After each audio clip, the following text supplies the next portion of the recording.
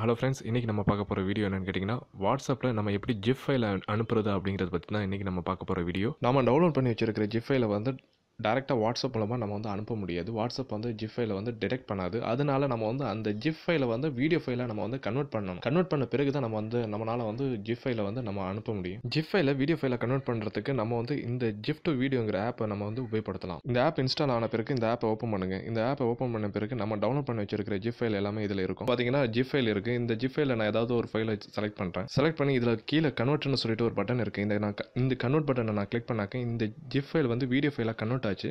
Once convert ஆன பிறகு நான் வந்து இதில் வாட்ஸ்அப் பட்டன் இருக்குது. இந்த வாட்ஸ்அப் பட்டன் வந்து ஒரு காண்டாக்ட் செலக்ட் பண்ணி நான் வந்து இதை வந்து சென்ட் வீடியோன்னு சொல்லிட்டு ஒரு ஆப்ஷன் வந்துருச்சு. இப்போ நான் வந்து எனக்கு வந்து அப்பர் ரைட் கார்னரில் பார்த்தீங்கன்னா இதில் வந்து வீடியோ ஐக்கான் இருக்குது. இந்த வீடியோ ஐக்கானை நான் வந்து நீங்கள் கிளிக் பண்ணிங்கன்னா ஜிஃப்னு சொல்லிட்டு ஒரு ஆப்ஷன் இருக்கும். இது வந்து ஜிப் ஃபைலாக நமக்கு வந்து சென்ட் ஆகும். இந்த வீடியோ உங்களுக்கு பிடிச்சிருந்தால் நீங்கள் லைக் பண்ணுங்கள், ஷேர் பண்ணுங்கள். இது போன்ற மேலும் பல தகவல் தொழில்நுட்ப வீடியோக்களுக்கு எங்களுடைய யூடியூப் சேனலை சப்ஸ்கிரைப் செய்யுங்க.